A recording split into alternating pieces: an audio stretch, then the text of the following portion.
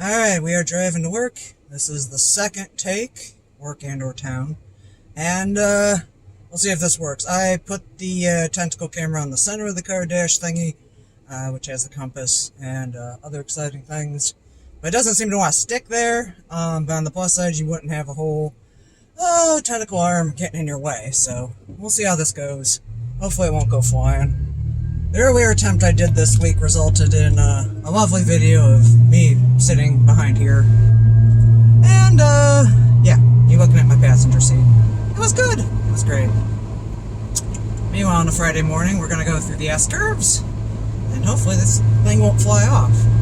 Another reason why it's nice not to look at me is because I'm constantly stretching my neck at this hour of the morning. Anyway, I'm going to try not to focus on the cam, because I also got this lovely bit of smick in the middle of my window, because I got to clean the inside of this car. That's another reason why I think the sticky clamps on my tentacle mount don't want to stick to nothing. She needs a dusting. She needs to go through the car wash. Yeah. I'm gross when it comes to cars. I'll just admit that. That's why I'm like, honey, you do all this stuff. Like, you still need to clean your car. And I'm like, I don't like cleaning my car. Can't I just pay someone to detail it? Yeah. I like having clean things, but I don't like cleaning stuff necessarily. Alright, well, good news, it's Friday, and I was going to do a recording yesterday about my mom and dad, so I guess we'll talk about that this morning, seeing as might help explain some things about me if you know me IRL, seeing as you're probably the one that's watching. My mom yesterday would have been 68, and my dad already would have been 68, because he was born in May, and I generally get sadder about his birthday than my mom's, because my dad raised me after about age 8. My mom sort of was like, to heck with you two, and took off. So, yeah, that's the big reason why you don't hear me talk much about my mother, if you work with me, or know me, again, IRL. It's because I don't necessarily have a lot of nice things to say about her. She gave birth to me, that's a plus. And, considering the timing of my whole birth, after a couple of abortions, because my dad didn't want me, or any of my siblings, apparently. My mom was like, no, I'm going to have this one. So she wanted me at one point, and then she didn't want me later, like 8 years later. Apparently, well, she said it was mostly my dad, but still, it's like, you left me with him, and it just sort of took off, literally, took off to Florida, with your best friend's husband. Good times. Anyway, I won't get too farther into that tale of awesomeness, but suffice to say, my mother never had the best judgment, so, yeah. Complicated relationship. But the main thing I wanted to mention, my parents being gone, is because it blows my mind, and it shouldn't, but it still does, every time there's somebody, like a coworker or anybody I talk to that's like over the age of 50 and your parents are still alive. And I feel bad saying that because, you know, most people's parents shouldn't die in their early to mid 50s. But in my family, we tend to die young, which, yeah, has its side benefits, has its costs. So the fact that people have parents that are like in their 70s and 80s and they're about to retire, I'm always like, whoa. You know, same thing with people my own age, etc. I spend a lot of time telling myself, reminding myself that, yeah, people got parents. Yours happened to just die at a, well, I don't want to say a good point in your life, because it's not good when your parents die, but in the case of my father, the inheritance helped at a useful time in my life, and in his case, he was out of pain, and everybody, I don't want to say was happy, but you know how it goes.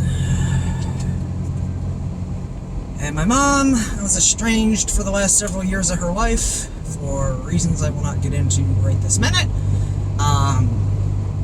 So she passed and I didn't get to know that she was even diagnosed. So that kind of sucked. Got to go to the funeral and be written out of the funeral because I'm the evil firstborn child, which is great. I got referred to as the other daughter the entire time. And then I got to sit through a lovely sermon on Prodigal Son, which I was reassured later by one of my friend's husbands, who I guess is a pastor, and they were like, no, Prodigal Son is like the default sermon you get if you went to church, but you didn't go to church regularly. You know, that's a sermon you get if the priest doesn't know you very well. Priest, pastor, whatever, you know what I'm saying. And I'm like, okay, because that kind of explained things. Because at the funeral, that was very triggering.